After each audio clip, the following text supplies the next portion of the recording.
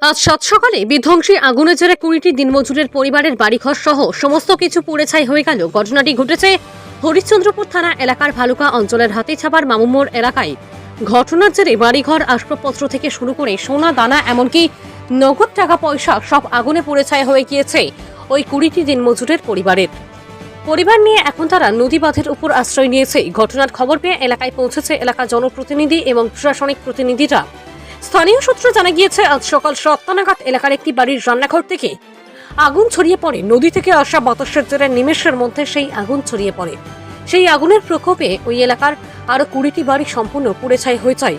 আগুনের প্রকোপ এতটাই বেশি ছিল যে ঘর থেকে আসবাবপত্র, খাদ্য সহ প্রয়োজনীয় সামগ্রী পর্যন্ত বের করার সময় পর্যন্ত পাননি স্থানীয় অগ্নিকাণ্ডে ক্ষতিগ্রস্তরা।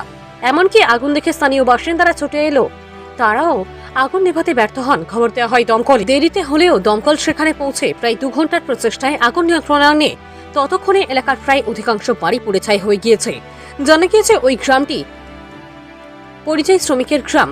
এলাকার অধিকাংশ পুরুষ মহিলা ভিন রাজ্যে কাজ করে। তাদের নিজস্ব কোনো জায়গা নেই। সরকারি জায়গায় কোনো রকমে কাঁচা বাড়ি বানিয়ে তারা রয়েছেন।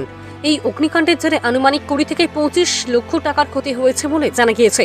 ঘটনাস্থলে পৌঁছেছেন মন্ত্রী তজমুল হোসেন। তিনি এলাকার ওই বাসিন্দারা যাতে অবিলম্বে সরকারি সাহায্য পান তারা আশ্বাস দিয়েছেন। খবর পেয়ে সরেজমিন ঘটনা খতিয়ে দেখতে এলাকায় ছুটে যান বিডিও তাপস পাল। তিনি জানান অবিলম্বে ক্ষতিগ্রস্তদের সরকারি ত্রাণ তুলে দেওয়া হবে। মালদার হরিশ্চন্দ্রপুর থেকে শেখ ইফতেখার আলীর রিপোর্ট, নিউজ টাইম 24x7। বলছে চা খাবো মা, আমি যদি মাদ্রাসা চলে যাই সেটা তো চা করে দিব, না আমি চা খাবো, আজ মাদ্রাসা যাবো না। আমি বলছি চিনি চাপাতি লেগে বেটা লাইলো যে চা খানি করে আখানি মেয়েটি মেয়ে, আমি করেছি বেটা তোরা গাইতে চা ঢেলে দিচ্ছি, তোরা এখানে বসে থাক, আমি সেটি লোকলি যাচ্ছি যে উঠি পাকাবো। আর এখানে যাচ্ছি তো এরা ভাই বোন বেড়েছে দিয়ে তখন হা হা করে চলছে। আমি যাচ্ছি তো মাগে মাগে ঘরে ঢুকতে পারি কিছু টাকা পয়সা মোবাইল টোবাইল। কতটি টাকা ছিল তো? 70,000 টাকার মাল ছিল মোবাইল। 70,000 টাকা।